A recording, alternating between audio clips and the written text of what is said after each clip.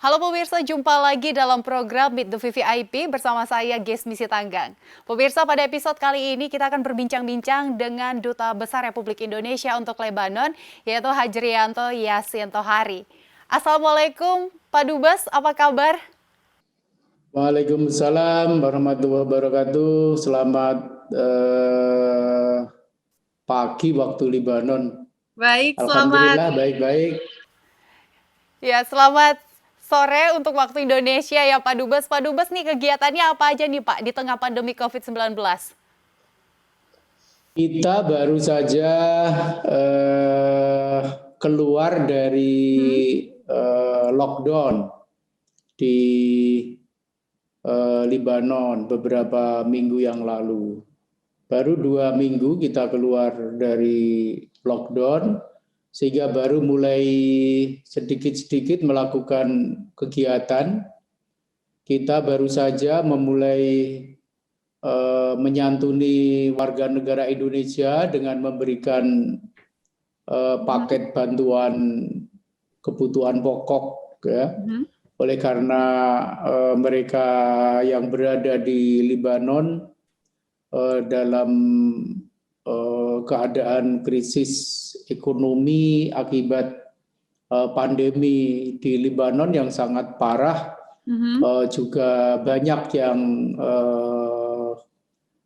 mengalami gangguan, terutama mereka yang kita kategorikan sebagai rentan terdampak pandemi, seperti mereka yang bekerja di beberapa sektor kehidupan yang terganggu oleh karena pandemi ini. Berdasarkan data yang Anda miliki untuk warga negara Indonesia sendiri, Pak, yang terkonfirmasi positif COVID-19 selama di Libanon, itu ada berapa orang, Pak, sejauh ini? Dari sekitar 1.385-an warga negara Indonesia, ada 108 yang sempat terinfeksi COVID-19. Tapi alhamdulillah seiring dengan perjalanan waktu mereka berhasil sembuh semuanya. Ada 3 orang yang sempat dirawat di ICU, tetapi alhamdulillah juga dapat pulih kembali dan sehat seperti sedia kala. Baik. Berdasarkan data yang kami miliki, memang saat ini untuk di Lebanon sendiri angka yang positif itu mencapai 440.000 kasus. Nah, dengan data ini, kalau Anda melihat apakah kondisinya di Lebanon saat ini angka tersebut terus naik atau justru menunjukkan adanya penurunan, Pak? Angka-angka yang dilaporkan oleh Kementerian Kesehatan Libanon itu menunjukkan masih tetap bertahan pada angka yang cukup tinggi dalam 2 minggu terakhir ini, yaitu dalam setiap hari berkisar antara 5.000 sampai 5.500 kasus baru.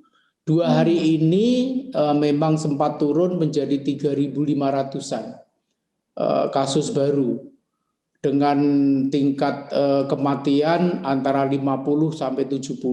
Jadi memang untuk sebuah negara yang penduduknya hanya sekitar 5,5 sampai 6 juta, angka tersebut masih sangat mengkhawatirkan dan mengharuskan kita untuk tetap super hati-hati, terutama apabila bertemu dengan orang-orang di tempat keramaian atau dalam acara-acara yang diadakan.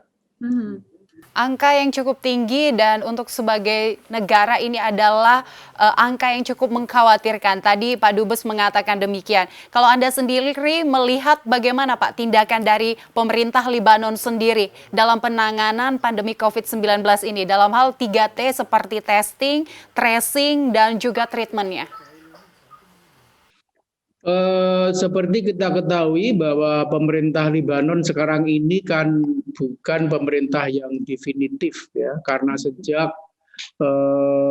bulan Agustus itu mengalami kekosongan pemerintahan dalam pengertian Perdana Menteri Hasan Diab pada bulan Agustus itu mengundurkan diri beserta kabinetnya sambil menunggu terbentuknya kabinet baru di bawah Perdana Menteri yang baru.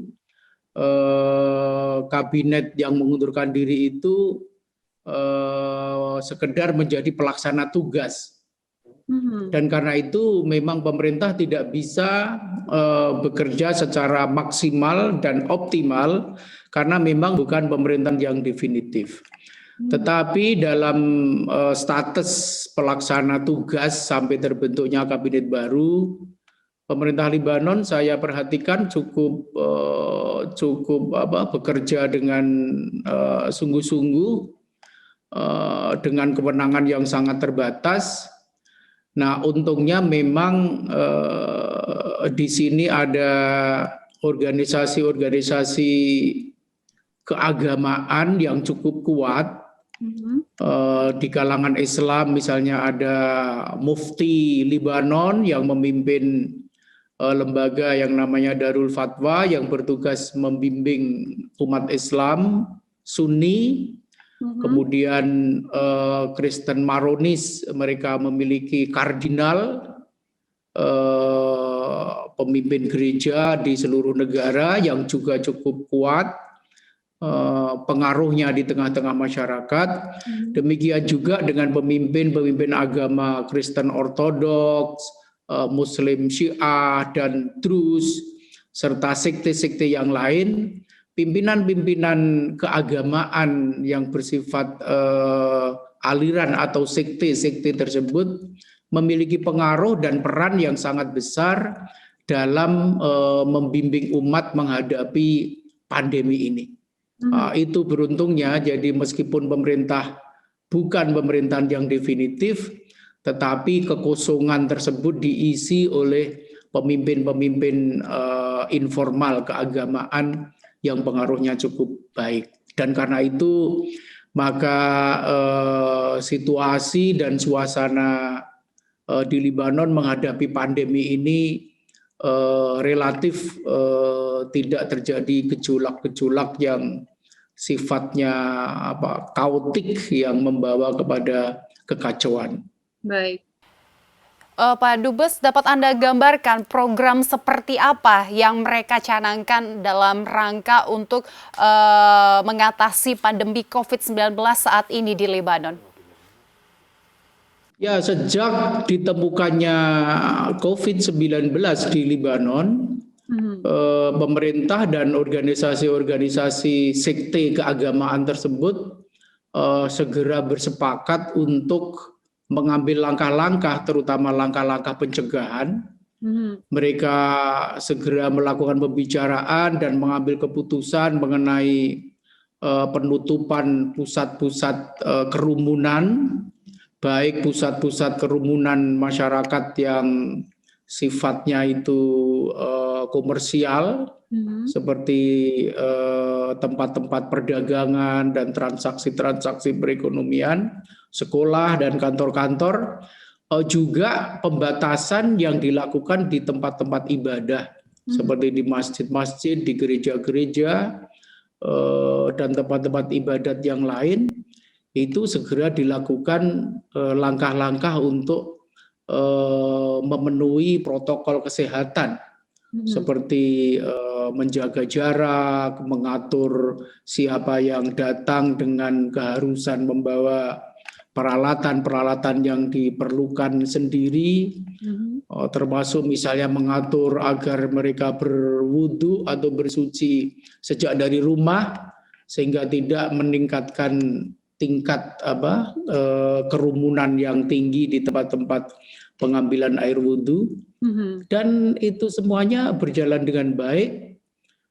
Demikian juga dengan fasilitas-fasilitas pelayanan kesehatan.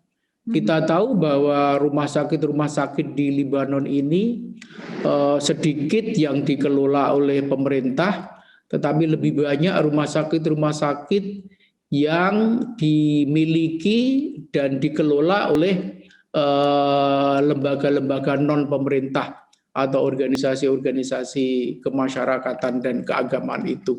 Dan itu semuanya mengambil langkah-langkah yang konstruktif bagi pencegahan dan penanganan COVID-19. Ya, baik Pak Dubes, meskipun memang ada kekosongan kepemimpinan seperti itu ya pada saat ini di Lebanon, tapi penanganan pandemi tetap dilakukan. Ya Pak Dubes, kita akan jeda sesaat dulu, nanti akan kita lanjutkan, dan pemirsa tetaplah bersama kami di Meet the VVIP.